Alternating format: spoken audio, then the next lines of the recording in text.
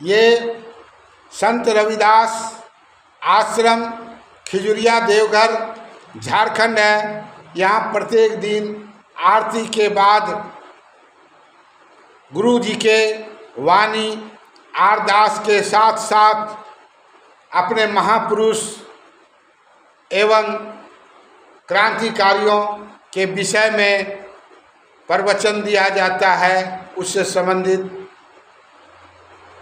जीवनी को बताया जाता है। आज का जो सब्जेक्ट है वो है कि बाबा साहब भीमराव अंबेडकर ने भगत सिंह को फांसी देने से क्यों नहीं बचाए।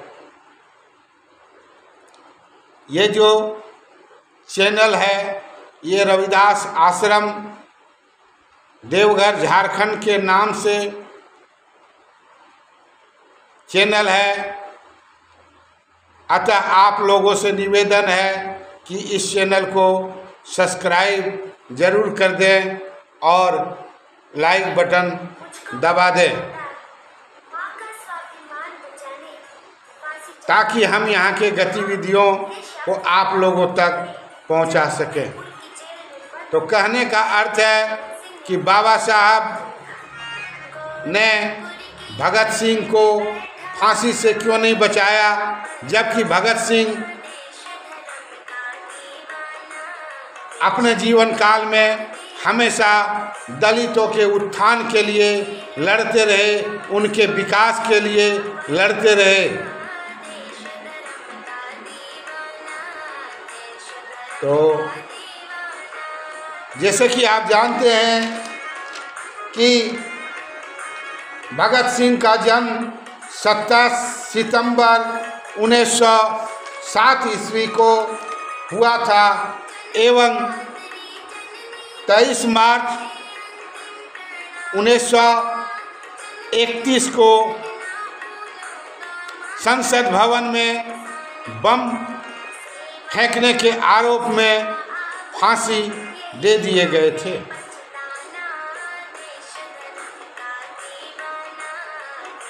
तो कहने का अर्थ है कि लोग ये बात उठाते हैं कि बाबा साहब इतने बड़े वकील थे जिन्होंने वकालत करने जब पहली बार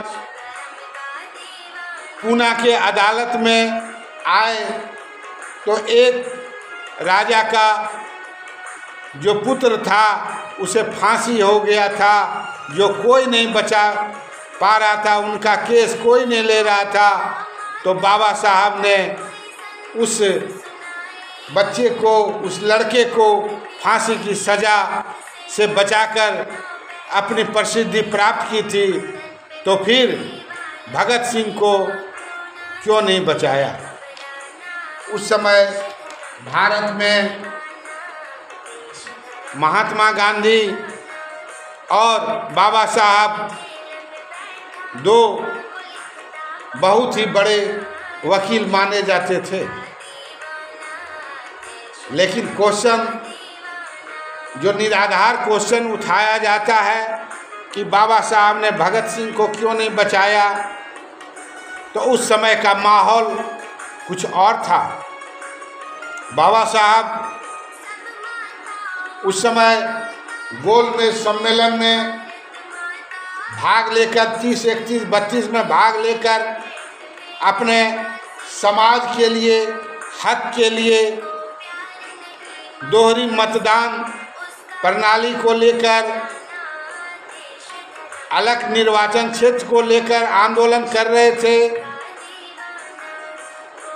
और ऐसे समय में उनकी स्थिति भी अच्छी नहीं थी और भगत सिंह का जो केस चल रहा था वो लाहौर कोर्ट में चल रहा था और बाबा साहब पूना के कोर्ट में केस लड़ रहे थे। तो भगत सिंह का जो केस लड़ रहे थे वो असफ अली, जो बहुत बड़े नामी वकील थे, वो लाहौर कोर्ट में लड़ रहे थे। ऐसे स्थिति में उनसे केस लेकर बाबा साहब को नहीं दिया जा सकता था और बाबा साहब की स्थिति, आर्थिक स्थिति भी उतनी अच्छी नहीं थी कि वह पूना से लाहौर जाके केस लड़ सके।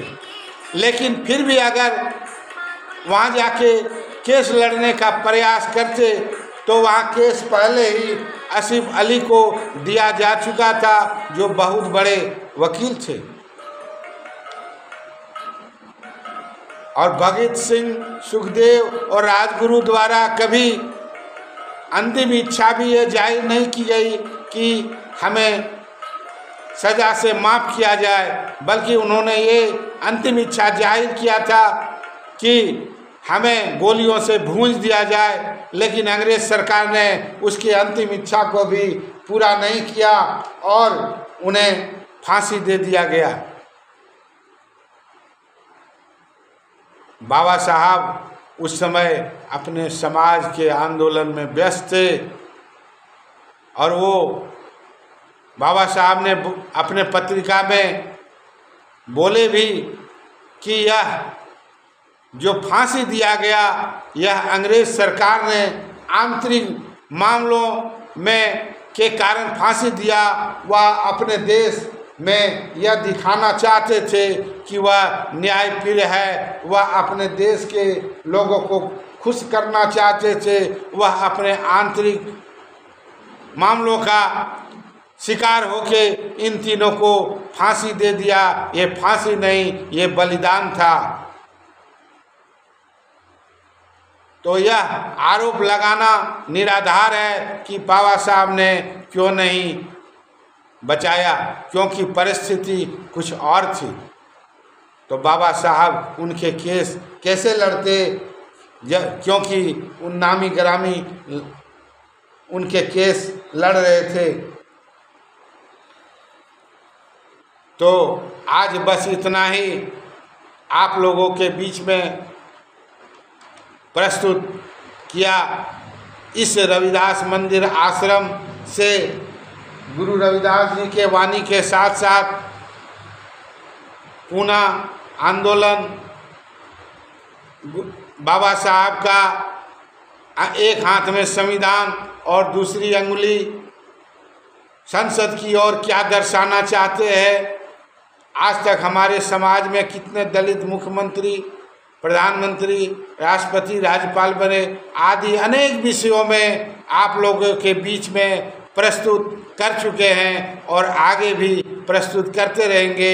यहाँ पर माघी पूर्णिमा में बहुत बड़ा आयोजन होता है और यहाँ के गतिविधि और लाइव दर्शन आप लोगों के बीच में दिखाते रहते हैं। इसलिए कृपया आप लोग चैनल को सब्सक्राइब जरूर कर दें और बेल आइकन को जरूर दबा दें, ताकि मैं यहाँ की गतिविधियों को, यहाँ के कार्यक्रमों को आप लोगों के बीच में प्रस्तुत करते रहें। और पुनः आगे जो हम आप लोगों पर चर्चा करेंगे वो सब्जेक्ट है कि रविदासिया धर्म की स्थापना क्यों हुई, कैसे हुई और कब हुई। इस विषय पर पुनः मैं आगे के पाठ में चर्चा करेंगे। जय गुरुदेव, धन गुरुदेव।